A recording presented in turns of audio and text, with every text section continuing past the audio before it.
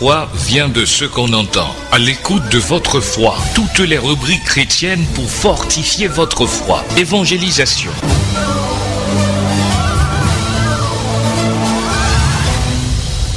Mais vous recevrez une puissance, le Saint-Esprit survenant sur vous, et vous serez mes témoins à Jérusalem, dans toute la Judée, dans la Samarie et jusqu'aux extrémités de la terre.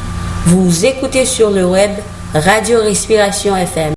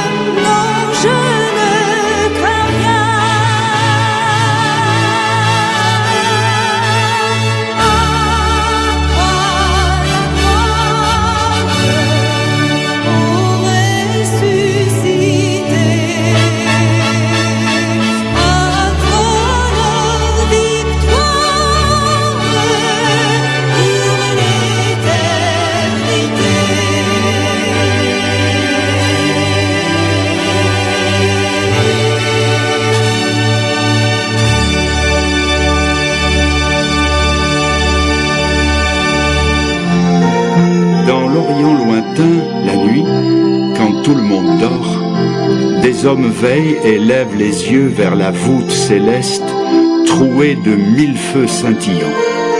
Ce sont des mages, moitié astronomes, moitié astrologues, qui dressent les cartes du ciel visible et qui essayent de deviner, d'après la position et le mouvement des étoiles, quel est l'avenir des hommes, un peu à la façon des gitanes qui prétendent lire l'avenir dans les lignes de la main.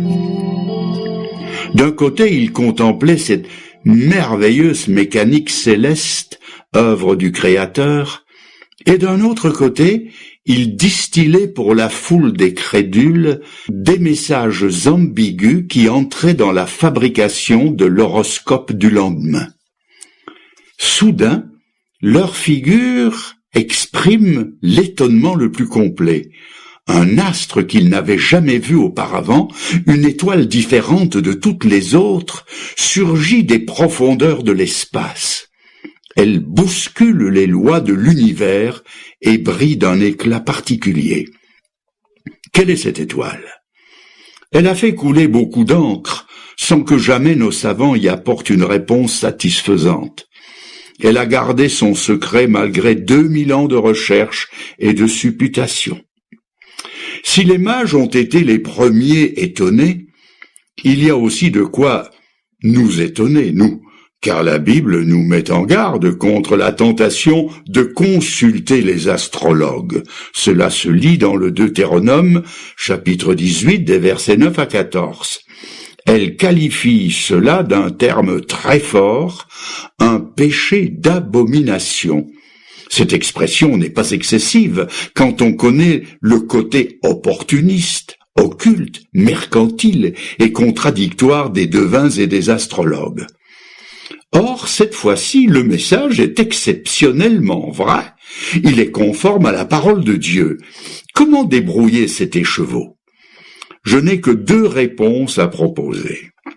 La première, c'est que ces chercheurs d'étoiles étendaient leur champ d'investigation dans tous les domaines du savoir et qu'ils avaient accès à des traductions de l'Ancien Testament, parmi lesquelles la célèbre traduction grecque dite des Septante.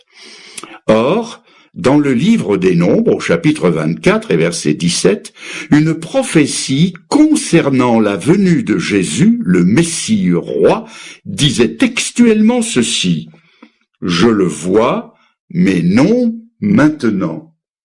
Je le contemple, mais non de près. Un astre sort de Jacob, un sceptre s'élève d'Israël. » Ces mages avaient-ils connaissance de cette prophétie? Si oui, on comprend mieux qu'ils se soient mis en route pour la terre d'Israël, en accord avec la prophétie et la direction que leur indiquait l'étoile. La deuxième réponse à cette énigme complète l'autre. Le Nouveau Testament dit que là où le péché a abondé, la grâce a surabondé. Romains 5, verset 20. Cela s'est maintes fois vérifié dans l'histoire des hommes, comme dans celle des mages, dans la vôtre, comme dans la mienne. La grâce de Dieu, qui est par définition une faveur imméritée, vient nous chercher là où nous sommes, pour nous extraire de nos égarements, pour nous sortir de la divination, comme pour les mages, des affaires louches, nous sortir des fausses déclarations, de la pornographie, de l'athéisme, de la banalisation du sacré, de la jalousie, d'un fichu caractère, de l'avarice, de l'infidélité conjugale, de la frivolité, de tous ces péchés si bien décrits par Charles Baudelaire. La sottise, l'erreur, le péché, la lésine occupent nos esprits et travaillent nos corps, et nous alimentons nos aimables remords, comme les mendiants nourrissent leur vermine. C'est ainsi que la grâce ira chercher non seulement des mages dans leur monde astral, mais aussi un Alexandre Solzhenitsyn au fond de son goulag et de son athéisme, et fera de lui un chrétien engagé. Elle ira chercher le vaniteux Nicolas Fouquet dans la prison à vie où Louis XIV l'a fait jeter, et là il y connaîtra la rédemption. Au procès de Nuremberg, par le ministère d'un aumônier protestant, la grâce de Dieu ira parler dans sa cellule à Wilhelm Keitel, l'orgueilleux maréchal du Troisième Reich, criminel de guerre à qui ni vous ni moi n'aurions accordé le pardon, et sa morgue prussienne sera brisée, et si la sentence sera exécutée, il connaîtra le chemin qui conduit à la confession de ses crimes, à la repentance et à la foi en Jésus-Christ. Plus près de nous, la grâce trouvera le sénateur Colson dans la prison où l'avaient conduit les méandres tortueux du Watergate, et elle fera de lui un homme nouveau, champion de la droiture et témoin de Jésus-Christ. Elle ira chercher cette grâce, elle ira chercher un Nicky Cruz dans le monde de la pègre pour en faire un prédicateur apprécié. Cette grâce ira jusqu'à la croix des condamnés pour dire aux brigands repentants « Aujourd'hui, tu seras avec moi dans le paradis ».